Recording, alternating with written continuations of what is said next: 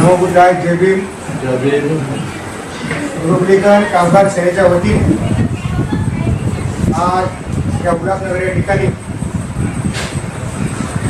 Doctor Babasaheb Ambedkar स्मारक Jain colony कोळी चौक उल्हासनगर 4 आज या ठिकाणी कामगारांच्या प्रस्तावावर जे सरकारने जे 12 तासाचा जो GR काढला होता आणि त्या GRवर अंमलबजावणी होऊ नये, त्याला स्थगिती द्यावी, या विषयावर चर्चा चिंतन मंथन व्हावं म्हणून या ठिकाणी आम्ही सर्व मान्यवर विविध विभागातून आलेले मान्यवर या ठिकाणी उपस्थित आहोत.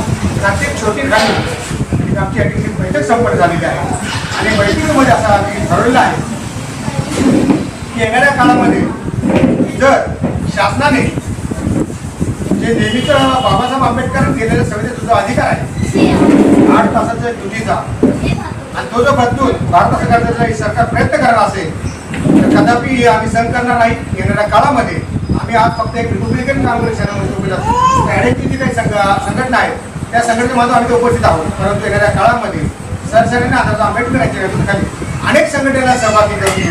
त्या सर्व संघटनेच्या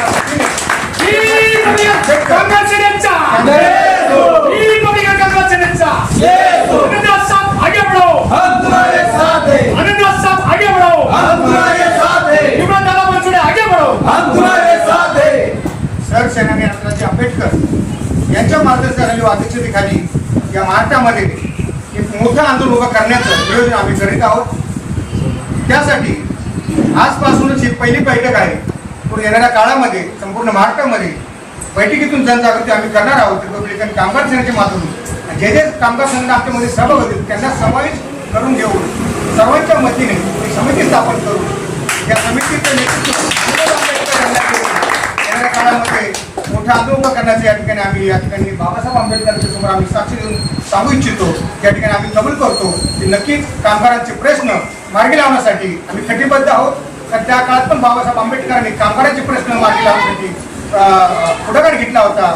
तोच पुढाकाराचा पाया पुढे नेण्यासाठी बाबासाहेब आंबेडकरांच्या नातूंच्या पावलावर पाऊल ठेवून आम्ही ही लढाई येणाऱ्या काळात आम्ही नक्कीच लढू असे या ठिकाणी घोषित करतो. या ठिकाणी थांबतो. नमो बुद्धाय, जय भीम, जय बुद्ध, जय भारत.